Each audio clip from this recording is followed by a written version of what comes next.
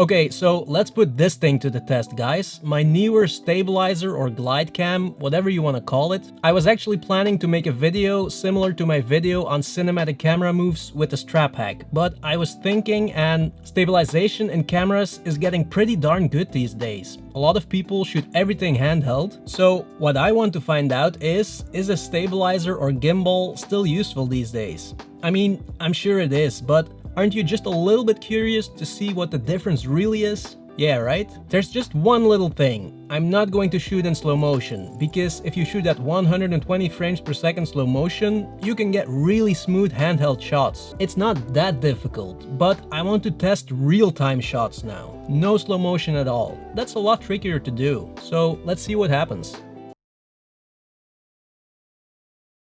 Okay, so I have my Canon M50 digital image stabilization turned on. It's not the best in the world, but for this test it will do. I'll also use autofocus this time and not manual focus, because I want to focus on stabilization and not getting the shot in focus. That's a lot of focus in one sentence. But anyway, I'll do one shot handheld, then one shot handheld but with a strap around my neck so I can stabilize it like that, and then a final shot with the camera on the stabilizer. Then later on in the video we can compare the footage side by side, and I'll let you know if there's any other advantages or disadvantages to shooting either way. Let's start with the leading shot.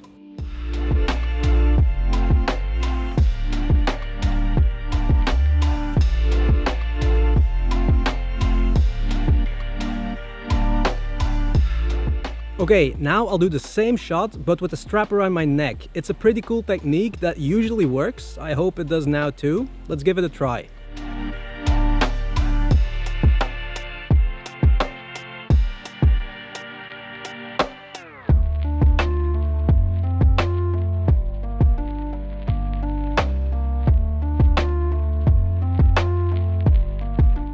That went great. So now the final shot with the camera on the stabilizer. That should be the smoothest one of all three.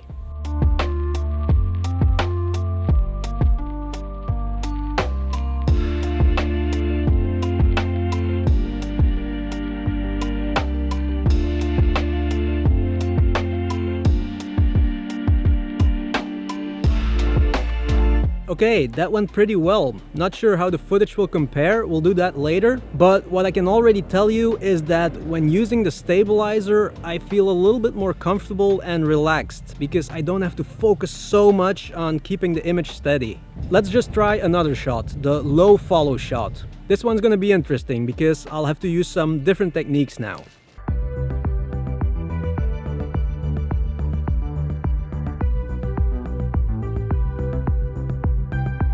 That's really difficult, man. This is one of those shots that's almost impossible to do handheld. So let's try with the strap now, but instead of putting it around my neck, I'll put it around the lens. If you want to know exactly how I do this, just check out the video that I'll link, you know, up here somewhere. Okay, let's do it.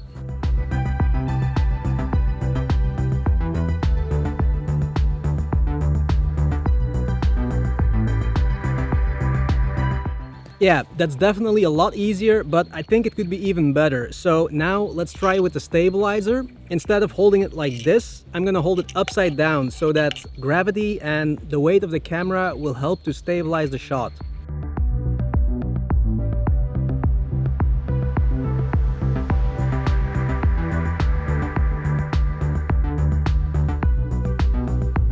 For this kind of shot, that's definitely the way to go. It feels really stable, so I hope the result will show that. Now, finally, let's do a circle shot. That's always a pain in the ass for me. I think it's really difficult, especially handheld. Let's give it a try.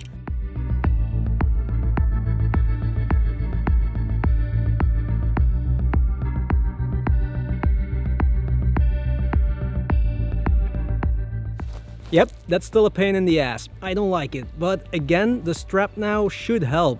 The problem here is that the ground is really uneven and I have to lift my feet even higher. That doesn't help with the stabilization.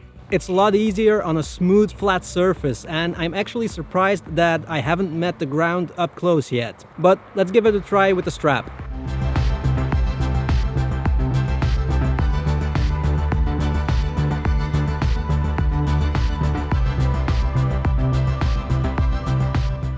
That feels a lot better, so it should look better too, but it's still pretty annoying, the uneven ground here. I really have to stay super focused to keep a steady shot. I mean, I feel like these handheld techniques, with or without the strap, they work, but you really have to be super focused. Let's try it with a stabilizer now.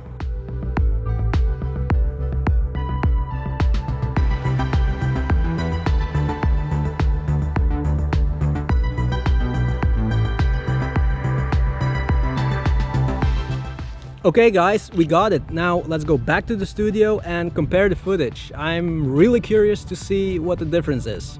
So, handheld, strap or stabilizer for cinematic camera moves, what do you think? Now, like I've said before, the image stabilization on the Canon M50 is decent but not the best in the world. But that actually makes it perfect for this test because not everyone has the best digital image stabilization. Let's say that the one on the Canon M50 is average.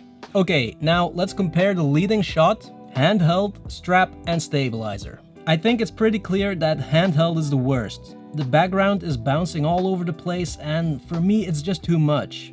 But the strap technique in the middle and the one with the stabilizer on the right are pretty close. They almost look the same actually.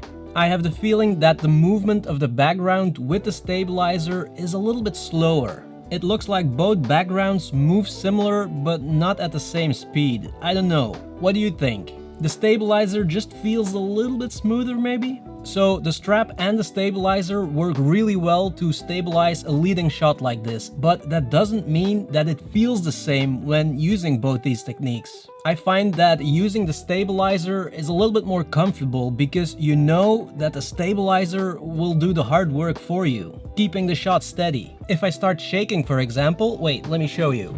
So if I start shaking, then the stabilizer will cancel out that movement, and that's a big advantage. See? I also think that if you put the strap around your neck like that for a few hours, it will hurt. So the results are pretty similar, but the stabilizer is just more comfortable to use in this case. Let's compare the low follow shot now. Again, handheld, way too much micro shake, but this is also a really tough shot to do handheld. The one with the strap looks smooth, but the problem is here that it's difficult to keep the subject in the middle of the frame. With the stabilizer upside down, you don't have that problem. It's a lot easier to keep the same frame for the duration of the shot. Here the winner is definitely the stabilizer for me. You could actually also use a tripod for this and just hold it upside down. Okay, and finally the circle shot. This is not an easy shot for me. I always find it really difficult. Let's compare them. Okay, this is where it really shows that a stabilizer is still super useful. Handheld and with the strap, both shake. The one with the stabilizer actually looks really good, even better than I expected. Also, when doing the circle shot, using the stabilizer feels so much more comfortable because you know that the stabilizer will keep the shot steady and you can focus on framing, but also where you put your feet. That's really important because you want to make a nice circle around the subject. So, conclusion, well, handheld techniques with or without the strap, they work. If you have a modern camera with really good image stabilization, then it will be even better. But I feel like this thing is definitely still useful. For a lot of shots, the result will be even better and it's just a lot more comfortable to work with. You don't have to put all your energy in keeping the shot steady, and that's really important. A few things about using a stabilizer like this. I really like it, but that doesn't mean it's better than a gimbal. Both are different tools. Both also have advantages and disadvantages. A gimbal will give you super smooth shots, and with this you always have a little bit of movement. A gimbal is a lot easier to use once it's set up, and then it will give you smooth shots no matter what. With a glide cam like this, you're gonna have to practice a little bit first. It's not that easy. You also need to calibrate it, and that's a little bit annoying. But once you've set it up for your camera, you're done. So you only have to do it once, unless you use a lot of different lenses. You know, because the weight of the lens will make it shift. This thing is a lot cheaper than a gimbal and it doesn't rely on electricity. So there you go. First, you have to decide what you want, a gimbal or a stabilizer or handheld, or maybe all of those. I'll put a link to this one in the description and maybe also some videos on how to calibrate it and set it up and how to use it. Bottom line is that it doesn't matter if you want to use this or a gimbal, it will improve your shots. Handheld with in-camera stabilization, it works, but it has its limits. And of course you can smooth everything out by using slow motion, but for some projects you just can't use slow motion, and then you need some help, a gimbal or a stabilizer. Thank you so much for watching and see you in the next one.